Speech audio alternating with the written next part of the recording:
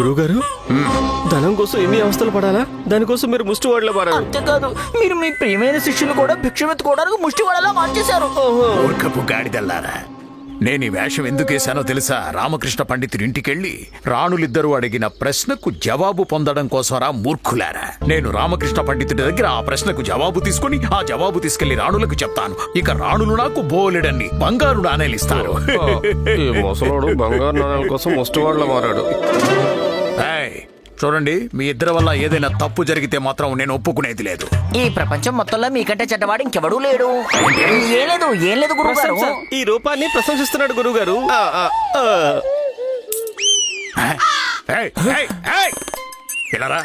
ఇలారా. ఏంటిది? నీకు ఇంత దుస్సాహసమా? నేనేం ముష్టివాణ్ణి కాదు. అయితే ఎవరు బాబు? నేను విజయనగర రాజగురువు తాతాచార్యని. నేను మిమ్మల్ని గుర్తుపట్టలేదు. గురుగారు, మీ రూపాన్ని ప్రదర్శించండి.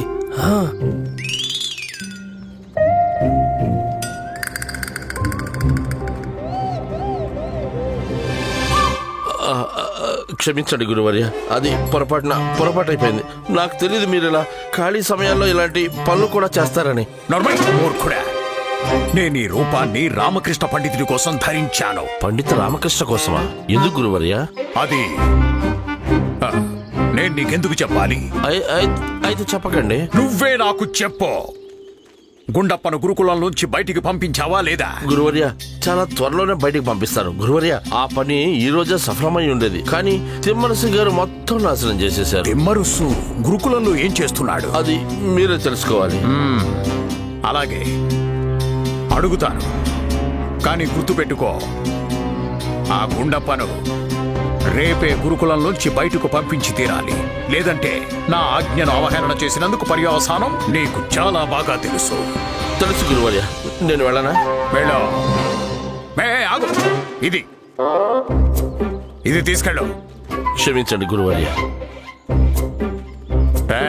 చెప్పండి గురువుగారు. పదండి గురువుగారు. ఎవరికి చిరునామా లేదో తన పరిచయం ఎందుకు? దుష్టుడా, నువ్వే తప్పు చేసి నింద ఇతరుల మీద వేస్తున్నావా? నువ్వు అబద్ధాల కోరువి, మూర్ఖ బాలుడివి. వెళ్ళి మళ్ళీ నీళ్లు తోడిపెట్టు. గుండప్ప, నీకు తెలుసు కదా మీ ఇంటి భోజనంలో ఎంత రుచి ఉంటుందనేది.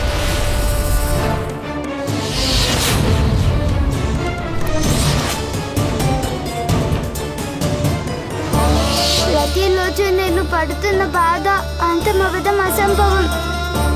నేను చదువుకోవాలన్న ఆలోచన వదిలిపెట్టుకోవాలి. రేపటి నుంచి నేను గురుకులానికి వెళ్ళను. అవును, ఇదే నా చివరి నిర్ణయం. ఇక నేను గురుకులానికి వెళ్ళను. నేను తాళత అమ్మ అలాగే లామ్మకి నా నిర్ణయాన్ని తెలియజేయడం మంచిది.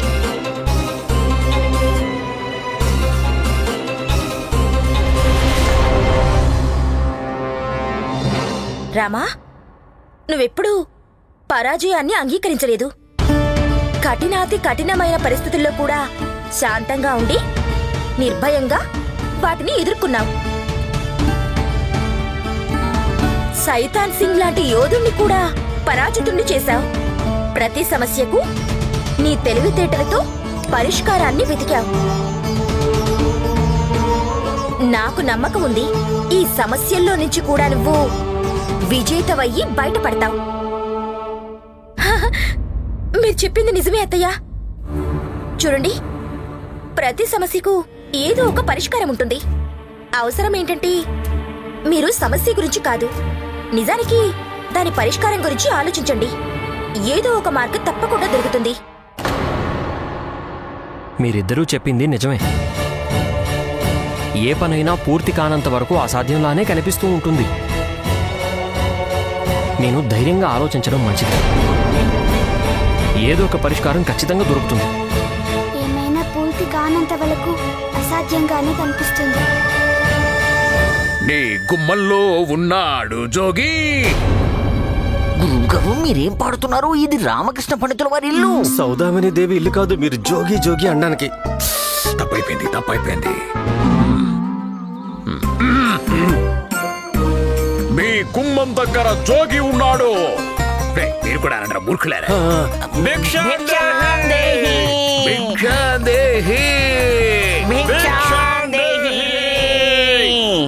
శారదాదేవి, ఈ రామకృష్ణ పండితుడు ఎందుకు రాలేదు?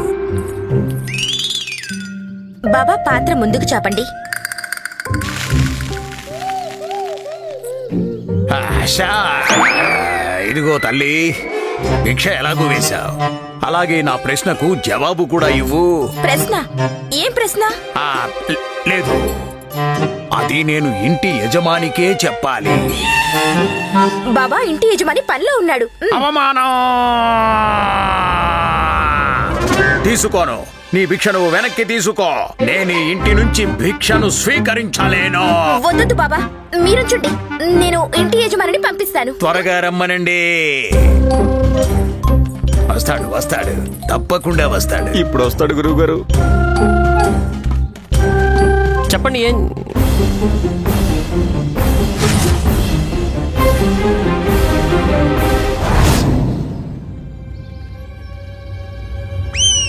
మీ అందరి మొహాల్ని ఎప్పుడో చూసినట్టు అనిపిస్తుంది. ఏమిటి పరిచయమా?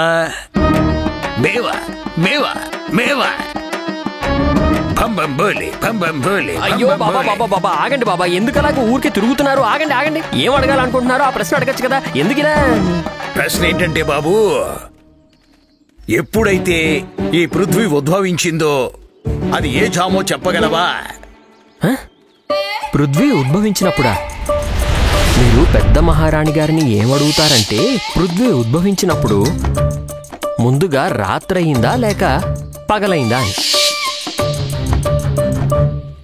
బాబా, ఏంటి వీరిద్దరూ తమరి శిష్యులా? అవును. కాదు, వీళ్ళిద్దరూ నా శిష్యులు కాదు, వీళ్ళు నా మిత్రులు. వీళ్ళు కూడా భిక్ష అడుక్కుంటారు.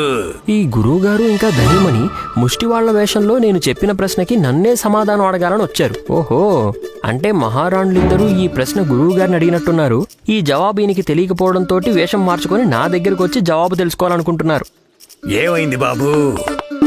ఏ ఆలోచనలో మునిగిపోయావు? జవాబు చెప్పు. అలాగే గురు బాబా బాబా బాబా వారు, అది అసలు విషయం ఏమిటంటే, నిజానికి ప్రశ్న చాలా జటిలమైనది, కానీ తమరి అదృష్టం కొద్దీ ఈ ప్రశ్నకి సమాధానం నాకు తెలుసు. తెలుసా? అయితే వెంటనే మాకు చెప్పు బాబు. అలాగే, ఏమిటంటే జవాబు చాలా తేలికైనది. ఏం జరిగిందంటే, పృథ్వీ ఉద్భవించినప్పుడు ఎవరు నిద్రపోయారో, అంటే ఎవరైతే నిద్రలో ఉన్నారో వాళ్ళకది రాత్రన్నమాట. అవునా? మేలుకొని ఉన్న వాళ్ళకి అది పగలు. అది నిజమే. మేం వెళ్ళమా? పదండి పదండి పదండి. మేము పదండి. మేము బం భోలే బం బం భోలే.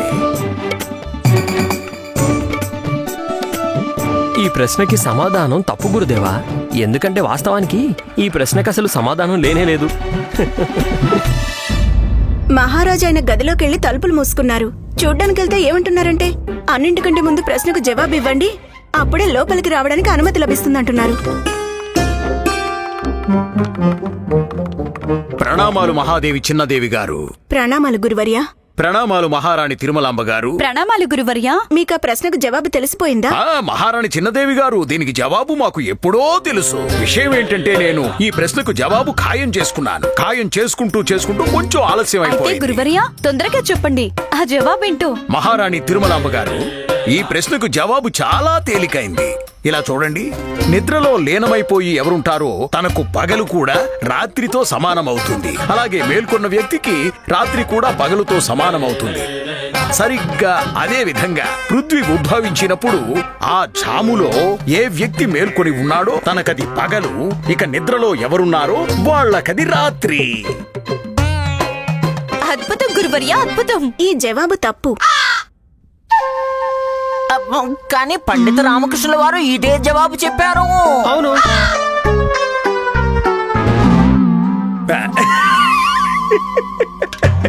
రాణి, ఇదిగో ఈ ధని ఉన్నాడు కదా, తనన్న దానికి అర్థం ఏంటంటే, ఒకవేళ ఈ ప్రశ్న మీరు రామాను అడిగితే రామా కూడా ఇదే సమాధానం చెప్తాడు అని. కానీ మహారాణి చిన్నదేవి గారు, ఈ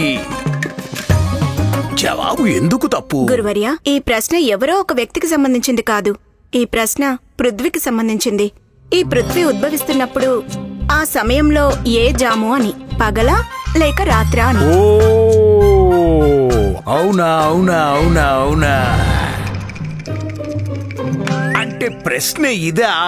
గురువర్య, ఒకవేళ ఇప్పుడు మీరు ఈ ప్రశ్నను అర్థం చేసుకున్నట్టయితే త్వరగా దీనికి జవాబు చెప్పండి. ఇప్పటికే చాలా ఆలస్యం అయిపోయింది. దీనికి నాకు జవాబు తెలుసు మహారాణి తిరుమలమ్మ గారు, కానీ ఇప్పుడు నేను మీకు దీనికి జవాబు చెప్పలేను. కానీ ఎందుకు గురువర్య? ఎందుకంటే ఇప్పుడు నేను మళ్ళీ దీనికి జవాబు ఖాయం చేసుకోవాల్సి ఉంటుంది. ఎందుకంటే మీకు తప్పుడు జవాబు చెప్పకూడదు కదా. దీనికోసం నేను మళ్ళీ ఇంటికి వెళ్లి తీవ్రమైన ధ్యానంలో కూర్చోవాల్సి ఉంటుంది. మళ్ళీనా? అవును, మళ్ళీ. ఇక నాకు సెలవు ఇవ్వండి. ఆగండి గురువర్య. చెప్పండి మహారాణి తిరుమలాంబ గారు, నేను మీకు ఇంకేదైనా వేరే సేవ చేయగలనా? గురువర్య, సేవ మీరు కాదు, ఇప్పుడు మేం చేస్తాం. నేను మహారాజు కోసం రుచికరమైన కాకరకాయ పులావ్ వండాను. కానీ మహారాజు జవాబు దొరక్క ముందు దీన్ని ఆరగించలేడు. అందుకే మీరే ఆరగించండి. మీరు ఈ కాకరకాయ పులావ్ ని ఆరగించక తప్పదు. ఇప్పుడు వస్తుంది ఆనందం ధని. ఆనందం కాదు, అత్యానందం. గురువర్య, ఇదిగోండి, తినండి రుచికరమైన కాకరకాయ పులావ్.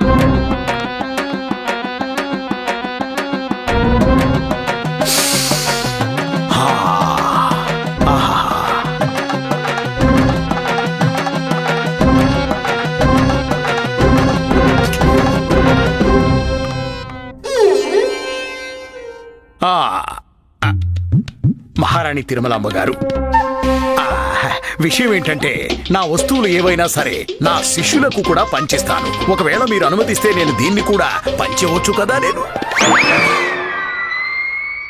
గురువర్య, ఇందులో అనుమతితో ఏం అవసరం?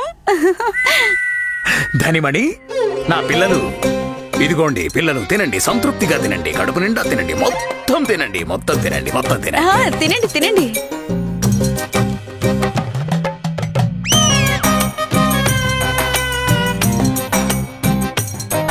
గురువర్య, మీరు కూడా తినండి. అలాగే, తప్పకుండా తింటాను, తింటాను మహారాణి తిరుమలాంబ గారు.